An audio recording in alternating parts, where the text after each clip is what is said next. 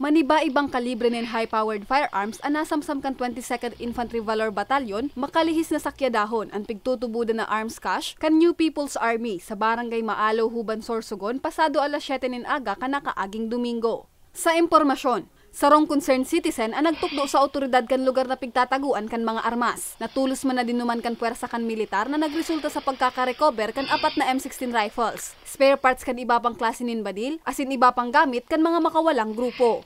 Sigon kay Captain Frank Roldan, ang tagapagtaram kan 9th Infantry Division Philippine Army, dakulang tabang ang pakikipagkooperar sa indakan publiko sa kampanya ninda kontra insurhensya. Ang pagkakarecover daan ninda sa mga armas kan NPA, ang nakakapagpababa man sa moral kan grupo.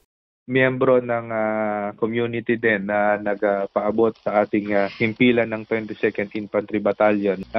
Patungkol nga doon sa informasyon na nalalaman niya sa kinaroroonan ng mga armas. Kaya yung ating mga sundalo ay hindi na nagatubili pa at agad na nilang pinuntahan yung itinuturo na lugar. Nakatago ito at base nga doon sa nag-inform nasa kubo tapos nakabaon pa rin.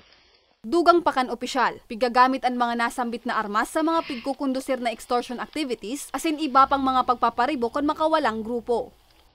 Napakalaking bagay daw po nung pagkakakuha ng baril na ginagamit kapag sila or kapag ang NPA ay magsasagawa ng mga tactical na opensiba laban sa ating pwersa ng gobyerno. Yun din yung ginagamit nila para makapanakot ng mga negosyante or yung kanilang mga kinikikilan. Sa presente nasa pangatama na kan otoridad ang mga nasamsam na high-powered firearms. Para sa mga baretang tatak Bicol, Jennifer Pulinar.